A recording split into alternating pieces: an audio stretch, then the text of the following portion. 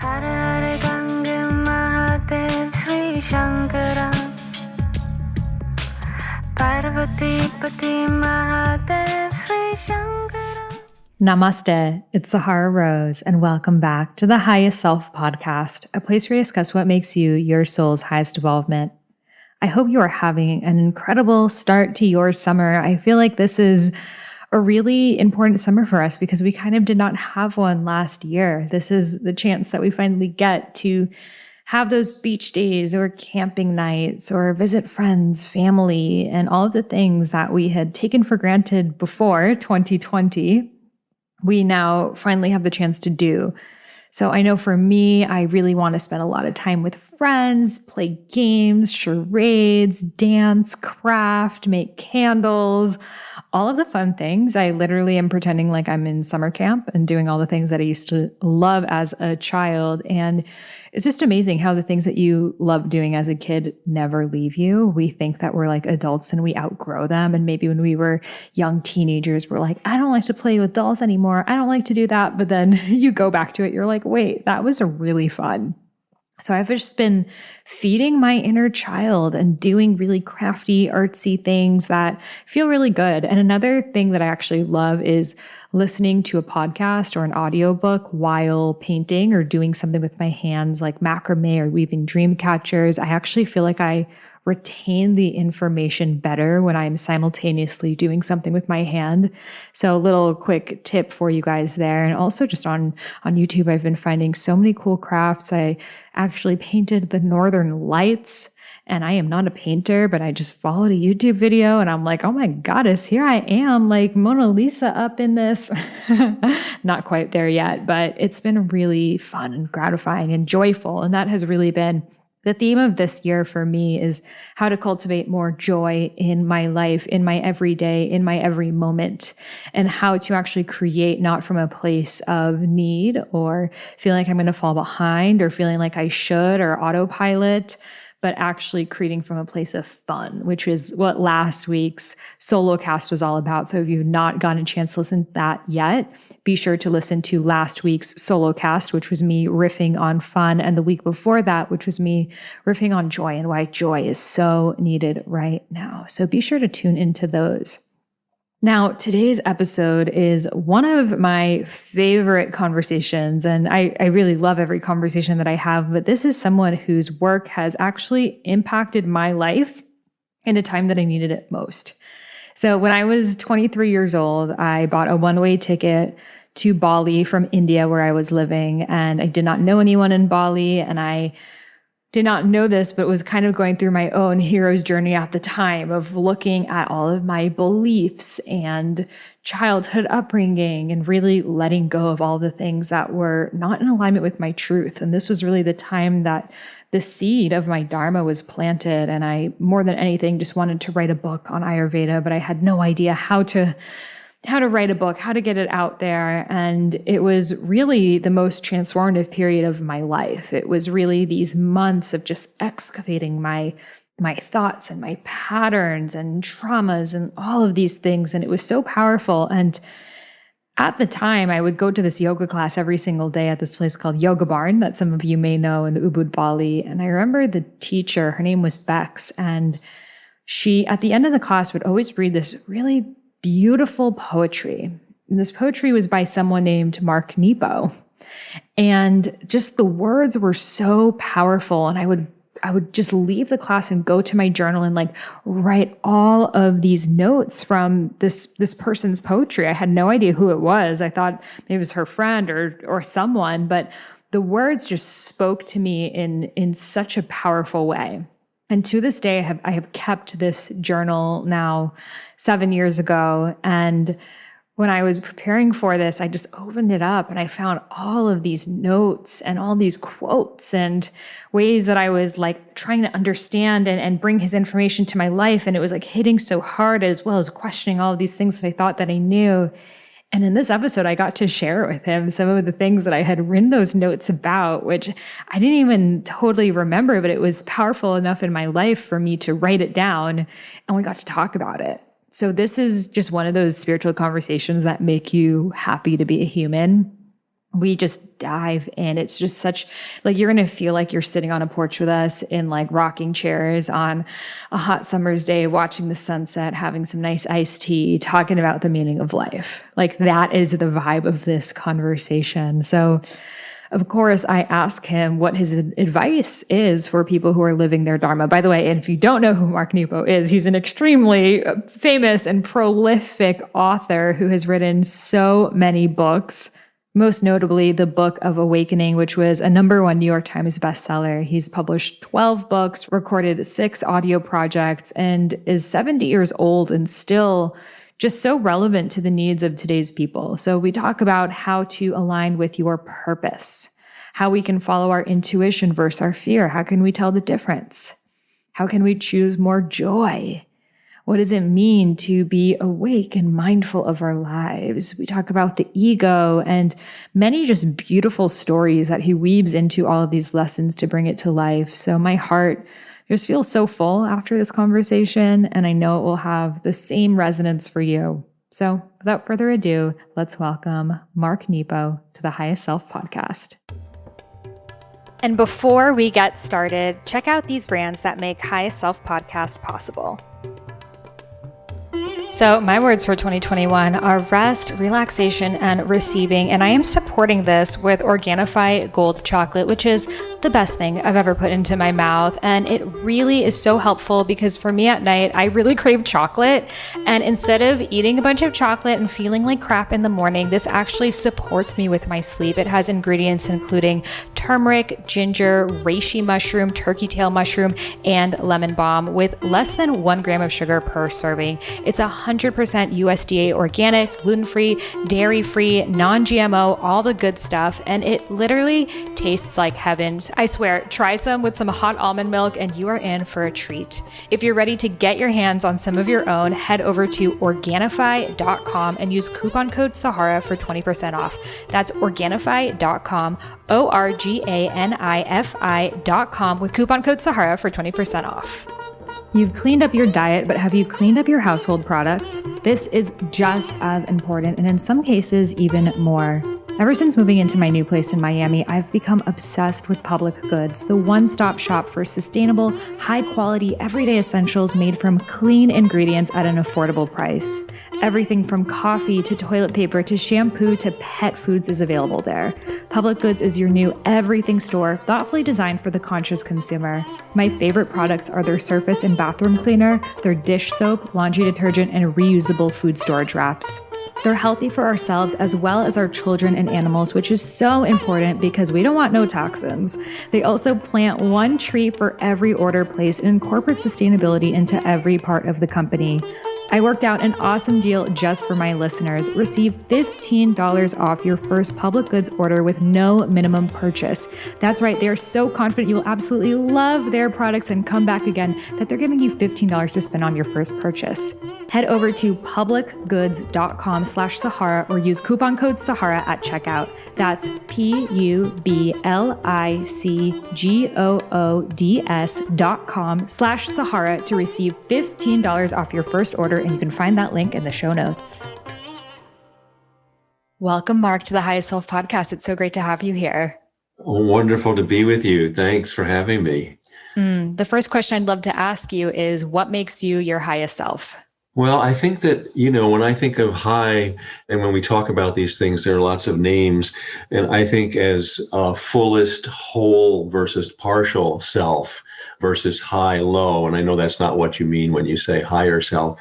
But I think for me, it is being authentic and returning to my full humanity. We are, as human beings, we are this living paradox. The human is very finite and limited and flawed, and the being is infinite and limitless.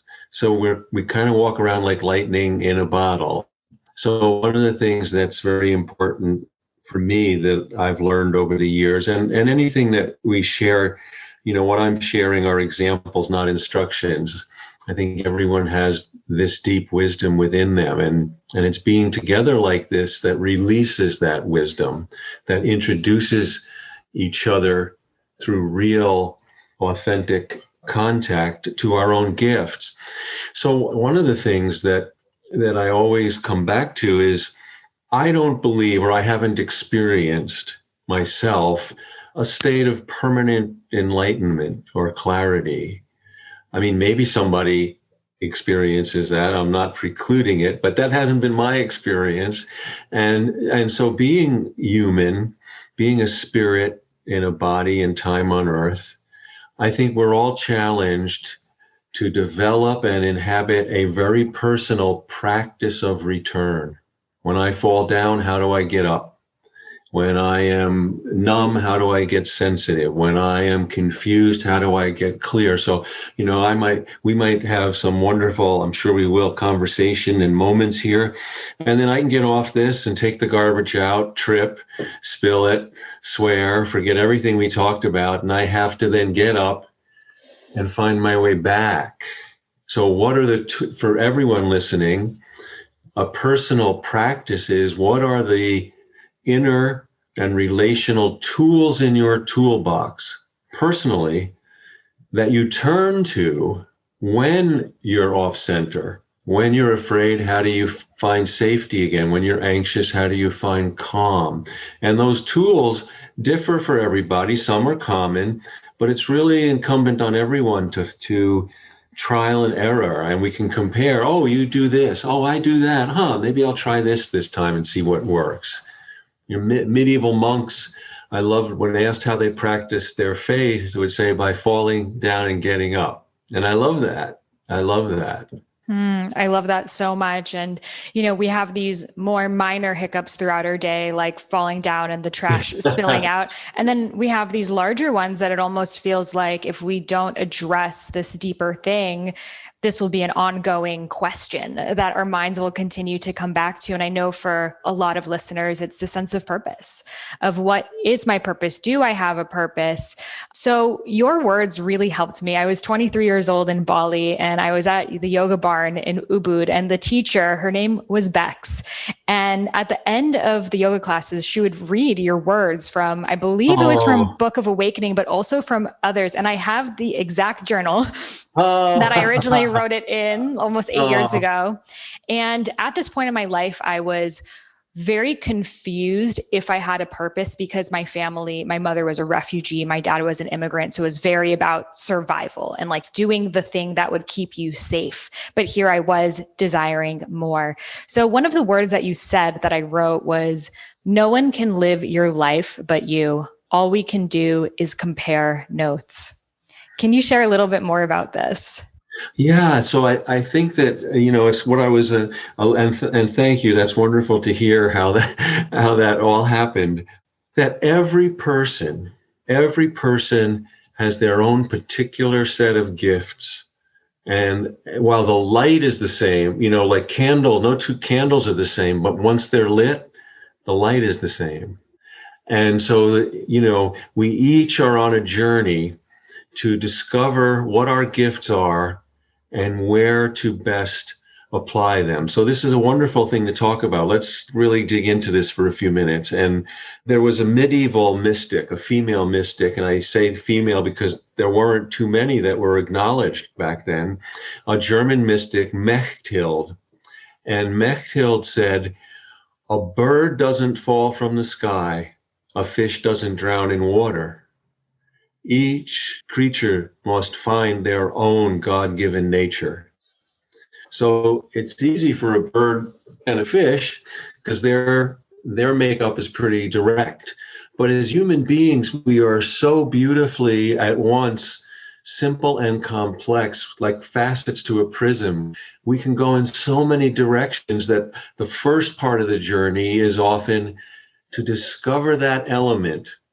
Like what air is to a bird and what water is to a fish. So for a human being, it's what is the environment that allows our soul to breathe? What is that environment that allows our soul to breathe? And once we do that, once we kind of find the greenhouse for our soul, then we start to grow. And then when we grow, we can start to see how is it that we can relate to others, be of use to others. We learn to open our eyes in order to see. If you don't look once your eye is open, what was the point of opening your eyes? And we learn to open our heart in order to love and care. And if we don't do that, what's the purpose there? And so one of the things that I've come to believe, like our greatest purpose, like the sun's purpose is to emanate light and warmth in all directions without preference. What a great teacher. And our heart is our sun. Our initial purpose, whenever it gets complicated, I try to come back to the simple. My job is to emanate love and light in all directions without preference. Then when I walk in the day, then it gets complicated. And how do I do that? And where do I do that? And who do I trust? And those are all the human decisions. But I'd never lose sight of the fact that I have to emanate from my heart in all directions at once. So two other things about purpose here and gifts, and then maybe a story, is that I have come to feel like there's nothing wrong with working for what we want. But in my life, repeatedly, I learned that often working for what I want has been an apprenticeship for working with what I'm given. And often it's working with what I'm given, where my deepest gifts show themselves. We all know, like a wooden match. We all know in the tip of that match that in that phosphorus tip, the light is waiting until you strike it against a surface. Well, that's like our gifts. Our gifts are waiting until their light and warmth won't show themselves until we strike our gifts against the needs of the world. And then boom, and then boom. So here's a story about working with what we're given. And this comes from the 1700s. There was a Japanese monk named Tetsugen. And his purpose from an early age, he so wanted to translate the talks of Buddha into Japanese. It hadn't been done yet. And so this was his vision. He thought, I'm supposed to do this. He had an artist friend. He said, look, you make these beautiful wood blocks to go along with it, and I'll translate them, and meanwhile we'll beg alms so we have enough money to publish the holy text. And they were young, and they went off to do this. Years went by. After about 9 years or so, all of a sudden in Northwest Japan, where Tetsugen was from, there was a flood like Katrina or Irma, like these massive floods. So he gave all the money away to help the people where he grew up and went out and started all over, kept translating. His artist friend kept doing the wood blocks. And another 9-10 years later, in another part of Japan, there was a famine. And Tetsugen's heart had been opened. He said, well, I didn't grow up with these people, but what's the difference? And he gave the money away all again. And after 25 years, he finally published the talks of Buddha in Japanese with the beautiful wood blocks. And today in Kyoto, there is an original edition under glass, and the plaque reads, in his lifetime, Tetsugen published 3 versions of the holy text. Only one is visible. And so he was able to do both. What he could see was his purpose, but the purpose he couldn't see was the way that he was supposed to translate Buddha's talks was by living them. So we never know, we work for what we can see so that we can discover where we're supposed to give and where we're supposed to help and be of service. I love that. We work with what we can see so we can discover what we can give. And it really allows it to be something so much greater than us. And our excuses become so finite when we realize, that story I have, that limiting belief is holding me back from being of service to humanity. And, what a travesty that would be. I feel like so many of us, we face pressures from our family. And you also said this quote, which I have in my journal: to appease her mother, she went back to the river and put her old skin on. Yeah. Now, this is a very powerful story that also is an anonymous story, and this is worth sharing too. So on the one hand, we're always trying to uncover our true gifts. And on the other hand, we're always trying to make sure that we aren't muffled by false coverings. Doesn't matter how much you learn, how wise you are, we all every day want to uncover and be true and make sure that we're not covered by false things, by noise, by the noise of the mind, by struggles, by wounds, by memories. So this is a story that comes from the New Hebrides. And this was an indigenous story. Early on in the history of the world, in indigenous cultures, it was believed mythically that human beings were immortal. And the way that they could stay immortal was the same way that snakes and crabs shed their skin, that human beings could do this. So this story that quote comes from is the story of how human beings lost the ability to be immortal. So Ulta Marama was the chiefess of this tribe, and her name means changed skin of the world. And one day she noticed in a reflection that, she was getting old again. And she said, it's time to go to the river and change my skin, as she had done many times, to stay immortal, and she would look young again, even though her soul was continuing to age and grow wise. So she went to the river, she took off her old skin, and as she started to go back to the village, to where her children and her husband and her family were, just as she's leaving the river, she noticed that the old skin caught on a piece of driftwood by the shore, and she didn't think anything of it. So she came back, she's approaching the village, and there's a teenage daughter sees her coming, and she waves and says, "Oh, hi." And her daughter doesn't recognize her because she's young. She's as young, looks like her. And her daughter gets anxious and says, "Well, who are you?" She says, "Oh, no, it's me, your mother. I changed my skin, and you'll see in time I'll take you to the river and I will show you how." She said, "Get away from me. You're not my mother. I want my mother." And she says, "No, but you don't understand. Listen." She gets very angry. She's almost revolted. She says, "No, leave me alone. I don't want to have anything to do with you. You're not my mother." And Ultima Rama, to appease the anxiety and anger of her daughter, goes back to the river and puts her old skin on. And from that day forward, human beings lost the ability to be immortal. Now, who among us hasn't done this? We all do this.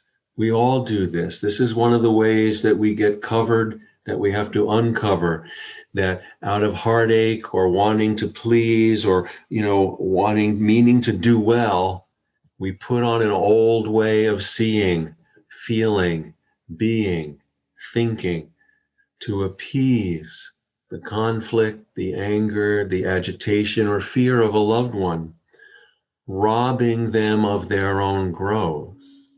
So this doesn't mean that we truly live forever, but what it does mean is that I think when we put on an old, dead way of being, seeing, feeling, thinking, we lose our access to what is eternal. That's the danger. That's the danger. And so the challenge, one of the ways that we need to find courage, is to let that loved one deal with their anxiety. And it's one thing to if you're going to the dentist and you're afraid and you're anxious, well, then I try to soothe you. But if you're anxious because of your lack of understanding your position in the universe, then I have to support you to withstand that until you can find your center. Yeah. And I think often people become anxious about who we're becoming. We are changing into someone that they don't recognize or they don't want us to become. And then it's this feeling of, am I meant to be of service right here to this person, to my family, or to this greater calling in my soul that I also don't know where it's taking me? Well, and I think that this gets us to the nature of healthy relationship, whether it be partner, friends, family, and that is the fact that nothing in life stands still. We all grow. And so healthy relationship is to allow each other to grow and to keep checking in and saying, like my wife, Susan, who's a potter, and she's in her studio out behind our house right now. She and I have been together, I think 27 years, 28 years. I know her so well, I could finish her sentences, but I don't, not just because she would be upset, but because what we're talking about is my challenge to be a healthy partner is to say, I know you that well, but who are you today? Who are you today? To give her the freedom. Maybe you've changed your mind. Maybe you've grown. Maybe you see things differently. And to give that loved one the opportunity to be like Adam and Eve all over again. Yeah, this is how I felt. This is my beliefs. And then you know what? Something happened. And today it's all new. It's all different. Oh, tell me. Not, well, what happened to you? I don't recognize, like Ultima Rama's daughter. I don't recognize you. Go away. This brings us to, and I think that this is something that's very prevalent. It has been throughout history, but it's very prevalent in our age right now and how it's showing itself. And I came to this through the book that I did on community, More Together Than Alone, that so much, and all the traditions speak of it, goes back to the choice between fear and love, which every day we get a chance to make that choice again. And so looking at all the discord today, I tried to understand the history. Where does that come from? And in truth, every generation has its version of it. And it's our turn to be as loving as possible this time. But if we go all the way back, I tried to imagine, so let's go all the way back to prehistoric times. Imagine the first two people who discovered they weren't alone. So one person is kind of walking around and they look in the mouth of a cave and there's another person and they go, whoa, who are you? And let's imagine the one in the cave points at his other and says, you're different, go away. And I think that was the beginning of the go away tribe. And depending on how much fear takes over in our being, clouds our soul and heart and that sun, then there are times in history where people who are part of the go away tribe say, oh, I don't trust you're going to go away. I'm going to put you where I can watch you. I'm going to put you in a refugee camp, in a ghetto, in a reservation, in a detention center. And there's been these horrible times in history when fear has metastasized so deeply that the go away tribe says, well, I can't even trust you're there. I'm going to make you go away. And we have these horrible periods of genocide. But if we go all the way back to the cave, and the person at the mouth of the cave, he or she sees his other and says, oh, you're different. Come teach me. And that was the beginning of the Come Teach Me tribe. And when that takes precedence in our being, when love leads the way, then we go, oh, thank God you're not me. Teach me all I don't know. Together, we're more together than alone. Thank God. And when that has stepped forward, we've had the greatest periods of enlightenment in history. But the catch is we belong to both tribes. And I will tell you from the bottom of my heart, I am committed to the Come Teach Me tribe. But again, we could get off our talk here and something might frighten me. And all of a sudden I'll switch tribes. And then I need you to remind me, no. It's okay. You got frightened. You don't have to make it a way of life. Come back. And right now in our world, we have a big struggle between these two tribes. And then I'll pause. But one more thought here that's so important is, in a physical body, we are considered healthy as long as we have one more healthy cell than toxic. I want a lot more, but as long as I got one, I'm leaning in the right direction. Humanity is like a global body, and every soul is a cell in that body. And when you do the work with your podcast and we have conversations like this, we're all trying to add to the healthy souls in humanity so that humanity can stay healthy. Absolutely. And it's so needed right now. And it's often a call to further love when we see how much fear and how strong that go away tribe is. Not strong in numbers, but in the terms of the violence and harm that just one person of that tribe can create, and the ripple effects it has on so many people no longer feeling safe. So it's up to us to be even louder with our love. And you had this other quote: when we put on a dead way of thinking, we lose access to what is internal. We can turn it around by opening our heart. Yeah, we are always, I think all of us, in the practice of opening our heart. And things happen, and there's a natural rhythm of opening and closing.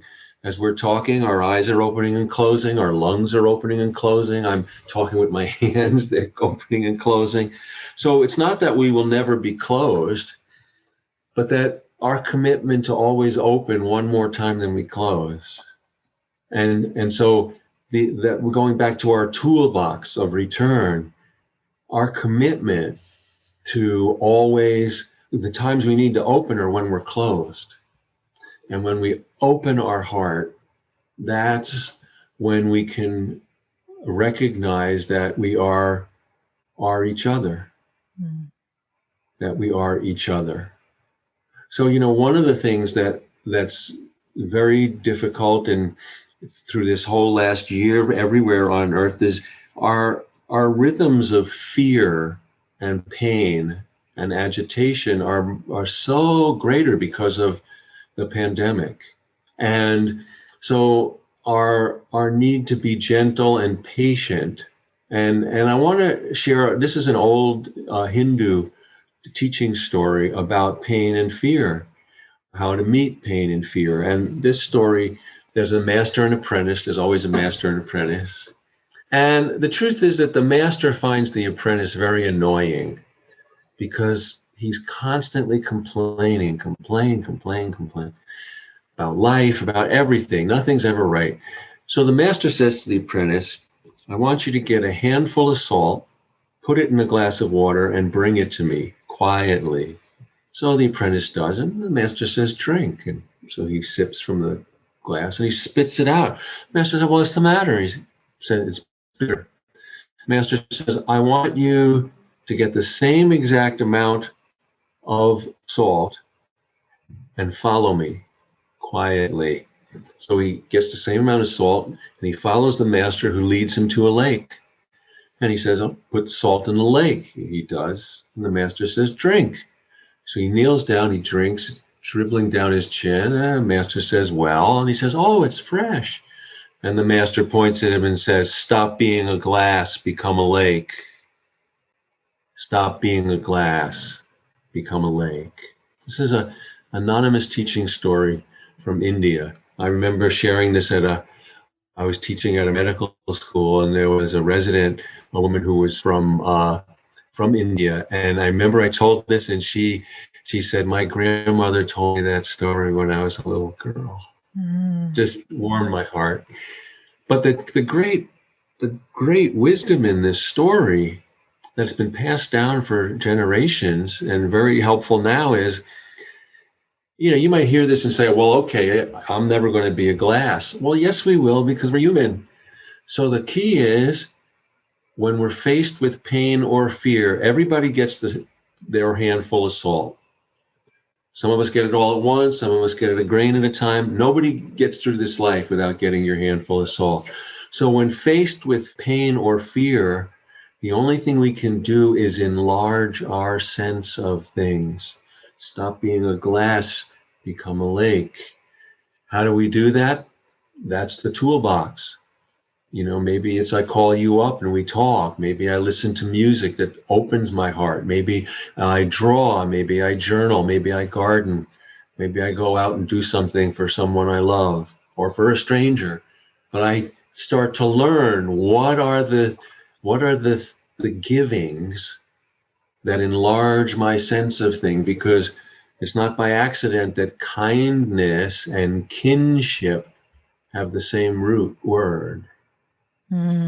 So one of the rewards when we are kind, our relationship deepens, but I get access to oneness and to the universe for being kind. So how do we will never eliminate pain and fear, but we can right size it when we not make ourselves bigger, but enlarge our sense of things. So when from my writing, many years ago, over 30 years ago now, but I almost died from a rare form of lymphoma. And I experienced, oh my God, I was terrified at everything. I had never been through anything really serious. So I was afraid of everything. And one of the great learnings was that, I had to be true to my experience, but also realize that life was still going on around me. And when I could do that, that enlarged my sense of things, and it kind of calmed, it didn't eliminate my fear, but it calmed me down. I had a moment where I really learned this when I had a terrible first chemo treatment. And I was outside of New York City getting very sick, Holiday Inn with loved ones, not sure when to go to the emergency room. And 2 weeks earlier, I had a rib removed from my back through surgery. So I was terrified. I didn't know what was going to happen next. I was in pain. And finally, it was getting toward like dawn was coming. It was early, 4 or 5 in the morning. And we did eventually go to the emergency room. But as I was on the floor with my hands on my knees, exhausted, as the sun came up, I think because I was exhausted, not through wisdom on my part, I couldn't keep the rest of life out. And so all of a sudden I realized this is true for me, but somewhere nearby a baby's being born. Somewhere nearby a couple are making love for the first time. Somewhere an estranged parent and child are sitting down and talking for the first time in years. And so it doesn't, a lot of times we play seesaw with that. Like, oh, well, if that's happening, then what I'm going through is insignificant. Or more often, we tend to make what we're going through the whole world. And what I learned is to be broken is no reason to see all things as broken. That in fact, when I'm afraid, I need the company of those who know what it means to be afraid, but I need everything safe to heal. When I'm broken, I need the company of someone who knows what it's like to be broken, but I need everything not broken to heal. And this has been a big teacher for me. We'll take a quick break so I can give a shout out to our sponsors. This podcast is sponsored by BetterHelp. It is so important to have someone that you can openly talk to about your issues and what's going on. Sometimes we use our friends as therapists, but that's really not what they're for. Our therapist is our therapist. And I know in my life, it has been beyond helpful to have someone hold space for me so I can openly speak about what's going on in my mind and have someone to reflect back my thoughts at me so I can find more clarity and overcome any anxiety that I have been feeling. So I am so excited to be partnering with BetterHelp. BetterHelp is customized online therapy that offers video, phone, and even live chat sessions with your therapist, so you don't have to see anyone on camera if you don't want to. You can even message your therapist throughout the week for additional support. It's much more affordable than in-person therapy, and you can start communicating with your therapist in under 48 hours. So please don't wait weeks to find someone to talk to. There has never been a more important time to invest in your mental health, because you, my friend, are your greatest asset. Again, this podcast is sponsored by BetterHelp, and Highest Self podcast listeners get 10% off their first month at betterhelp.com/Sahara. Again, that's BetterHelp, HELP.com/Sahara for 10% off. So I know a lot of you are diving deep into your dharmas, your soul's purposes, but focus can be a struggle. This is why I highly recommend checking out Qualia Mind. This is a supplement that is scientifically formulated to nourish the brain with over 28 premium ingredients to quickly enhance focus, memory, and mental clarity, all while supporting long-term brain health. Some of the ingredients include bacopa, rhodiola, ginkgo, mucuna, and other nutrients and ingredients. It works by supporting the prefrontal cortex activity as well as the neurotransmitter signaling and neuron and synaptic function, overall giving you more focus. I really love their Qualia Mind caffeine-free version, which is super good and helpful when I'm especially writing books. So you can head over to neurohacker.com and use code Sahara for 15% off your order. That's neurohacker.com with coupon code Sahara for 15% off your order, which you can apply to any of their products and discounts there. You can also find that link in the show notes.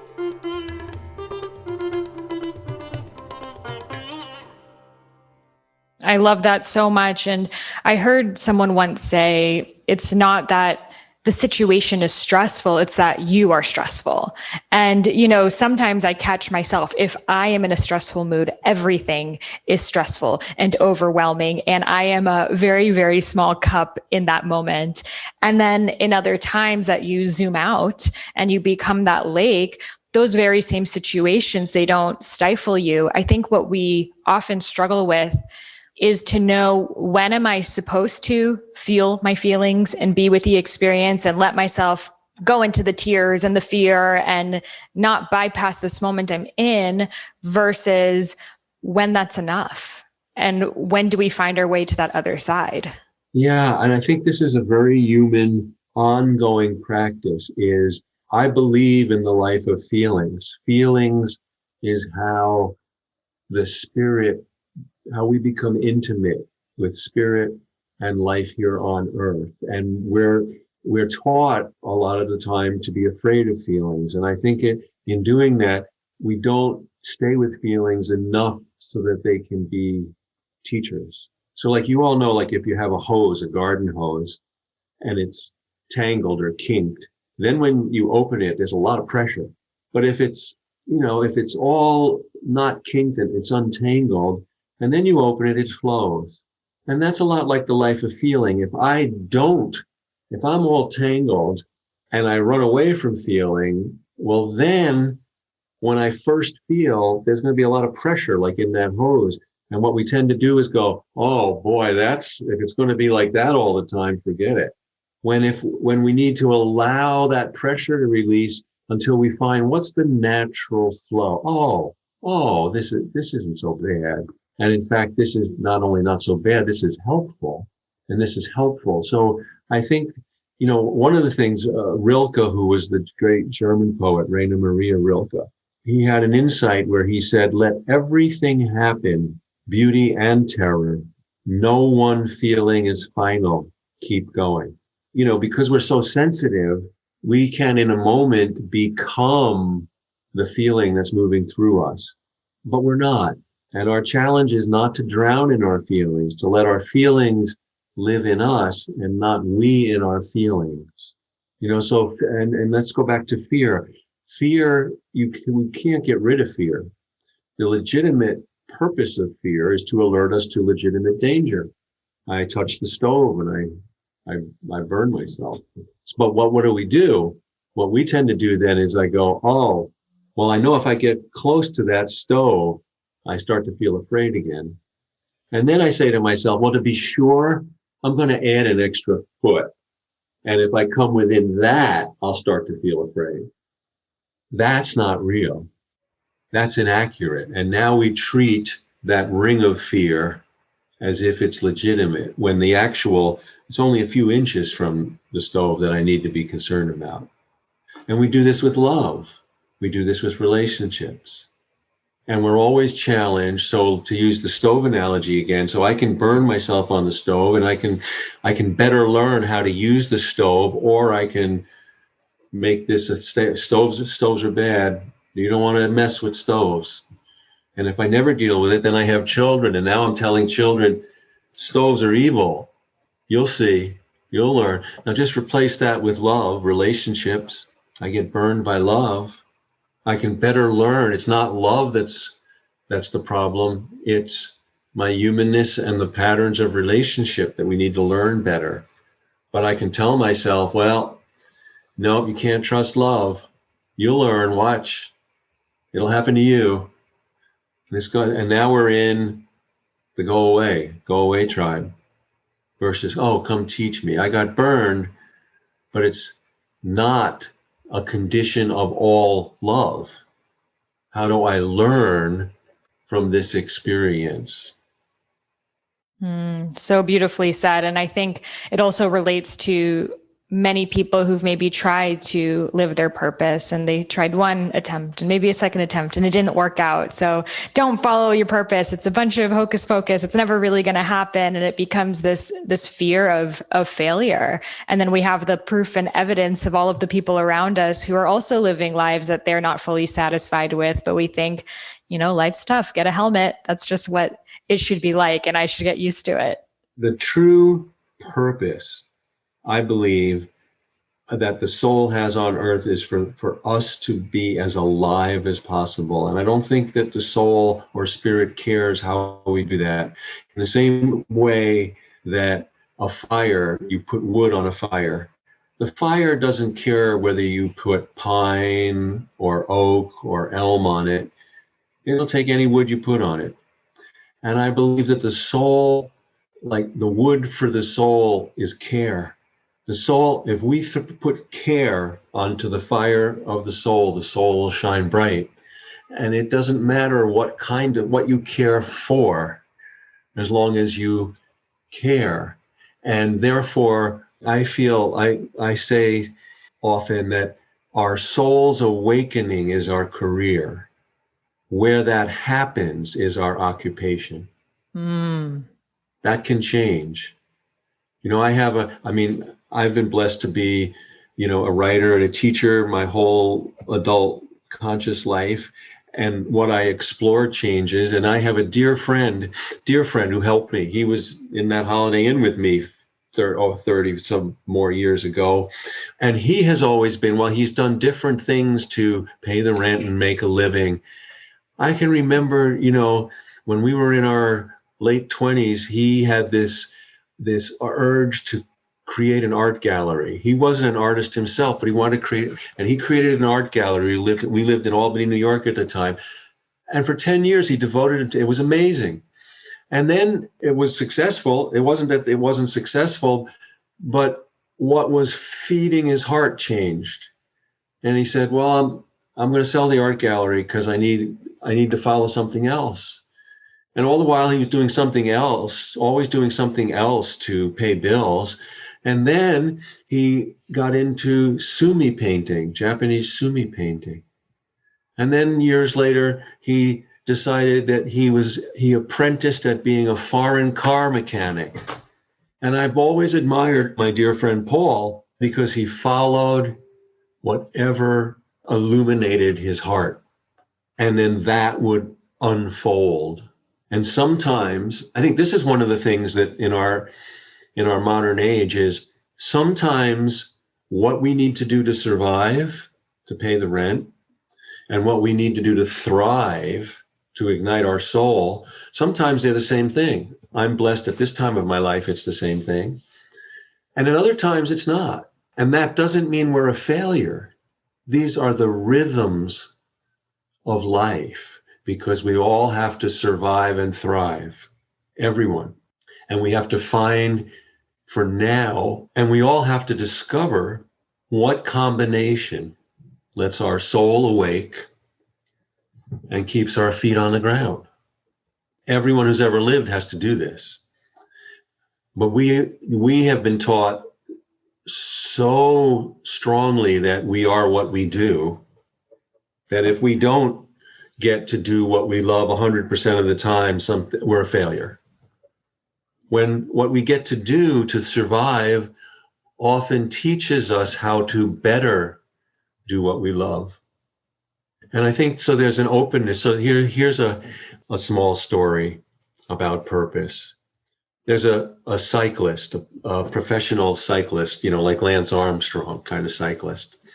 He's preparing for a race like the Tour de France, and he's serious. He has all the state-of-the-art equipment. He shaves all the hair off his body so there's no resistance. And finally, the day of the race comes, and the first day is through the hills, and they're off, and he is, after about a few hours, he is so far ahead that as he comes over a hill, briefly for seconds upon seconds, as he's coasting down the hill, you can't see the other racers. And as he's coming down the hill, coasting, out of nowhere, a great blue heron with its wings spread swoops down over his handlebars. He's stunned. It literally stops him. He stops and straddles his bike because the heron had opened something he'd been chasing. The other racers are catching up. He's straddling his bike, stunned at what all just happened. And now we cut to years later, and he's standing on his back porch looking into the woods behind his home.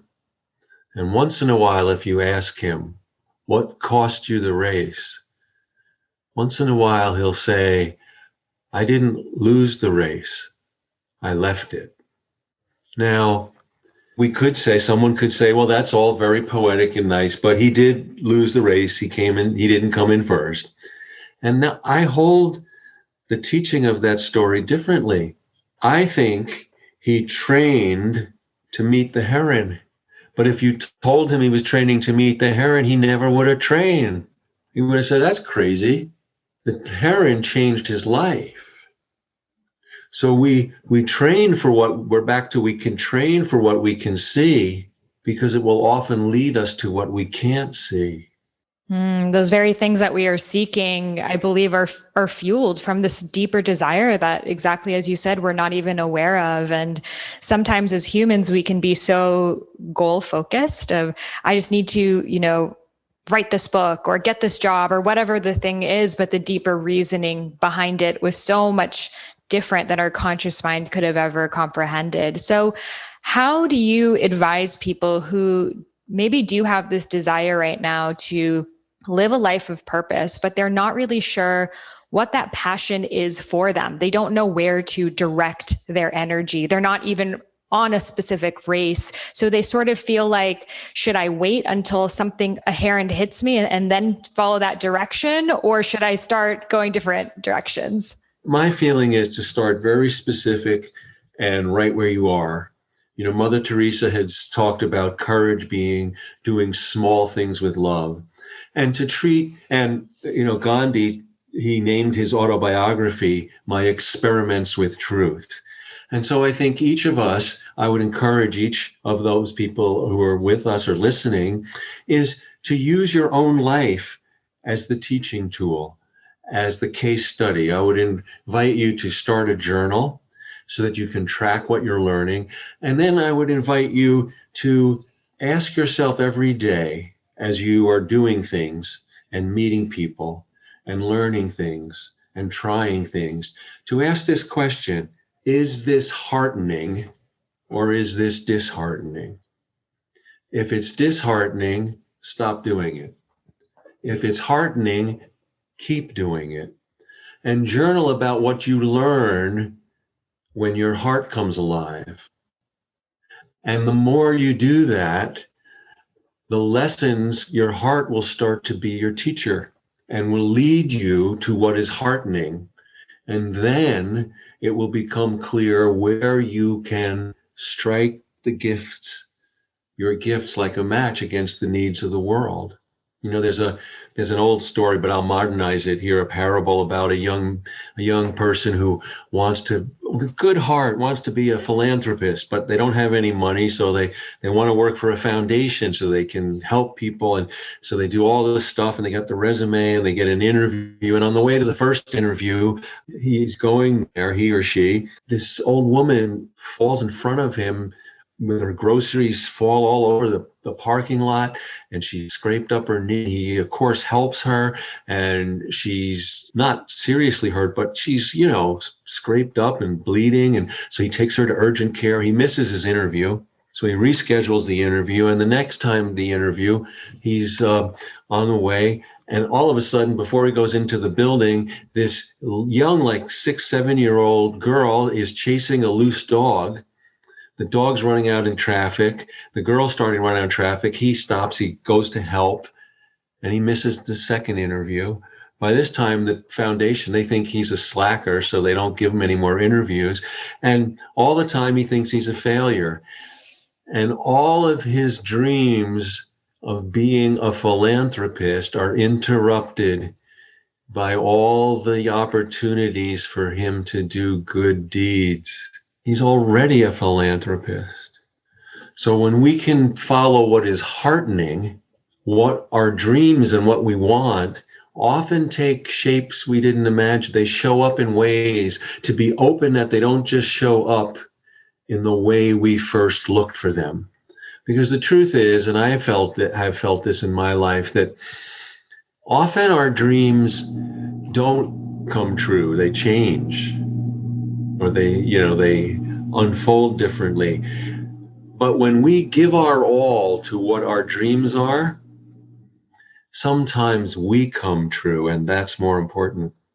That story hits so close to home because I literally went to school in DC to study international human rights law, always wanting to be the person who saves the world and the philanthropist. And then I suffered from really bad health issues, which caused me to have to redirect of how can I heal the world when I first need to heal myself, and then brought me on this journey. So I really resonate with that. And I know so many of us, we want to be of service, and there's so many calls for being of service to humanity. And it's that constant dance of being of service where you are right now, and also not forgetting all of the people who we aren't seeing who could also use our help. And, even just your story, it reminded me of that essence that I had going to college to save the world, and to also not lose touch with that side of it either, of Sure. having both parts of you be alive, the micro and the macro. Yeah, and I think that we cast ahead of us our dreams and plans, and at least I have found that's only helpful so that as I start to live them, I'm open to how life will then teach me what's next. Too often we're taught, which is really kind of an infantile definition, but if I get what I want, that's success. And if I don't, that's failure. And if I follow what's touching me and what I want, it will lead me, like the cyclist to the herein. It'll lead me to discover things I couldn't have imagined.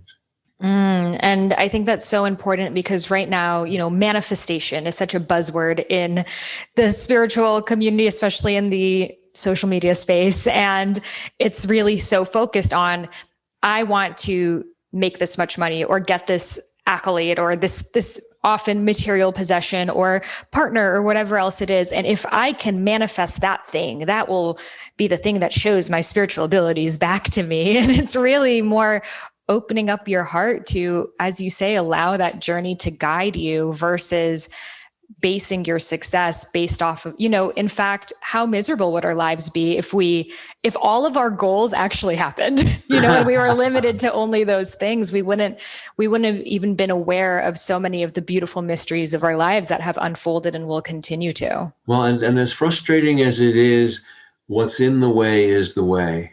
Mm-hmm. That's how we grow. That's how we are taught and how life teaches us. Do you think that we could ever live a life that's fully easy? No.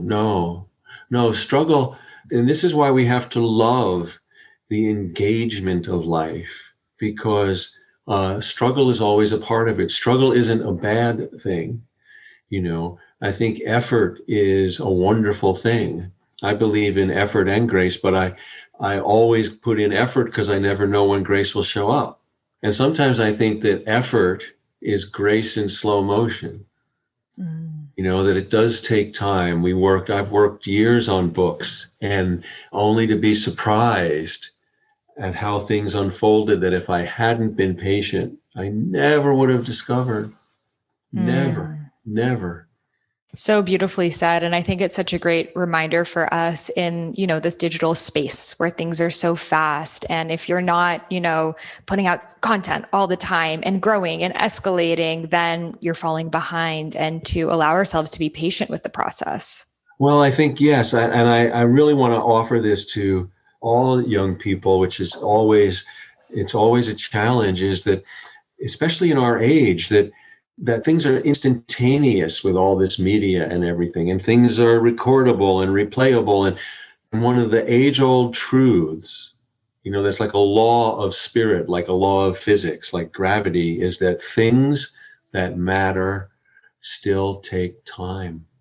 Things that matter take time, and that if we rush prematurely, we will miss the teaching.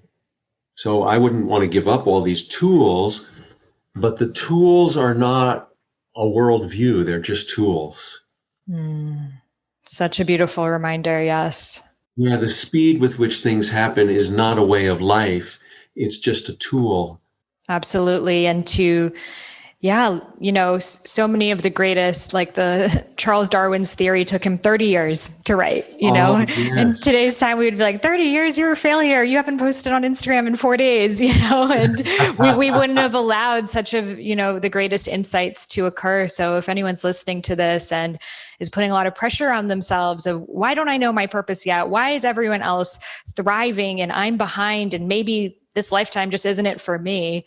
To be patient with that. And the other thing that I would share is that, which is so humbling and amazing about all creativity, I feel, is that when we devote ourselves to any engagement, regardless of what we create, we are being created by that engagement.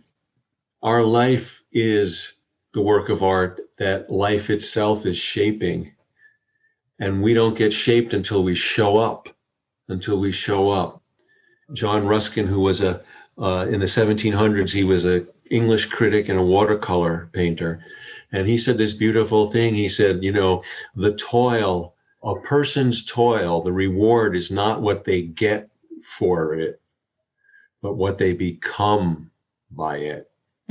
So patience in the process of creativity, not I'm going to sit here and keep, scrolling on social media and hoping something's just going to hit me, though that may happen. Some people have those like complete redirects, but to be patient in the process of writing, of dancing, of painting, of contemplating. And this goes back to paying attention to what is heartening for you. Because then when you start to become more intimate with your own nature and you know what brings you alive, not only will that lead you to your purpose, but it will also help you in those moments we started with in the toolbox, when you're thrown off and you're hurt and you're afraid and you're anxious. Well, then you can turn to what is heartening to enlarge your sense of things, to right size the pain and fear and agitation that no one can avoid.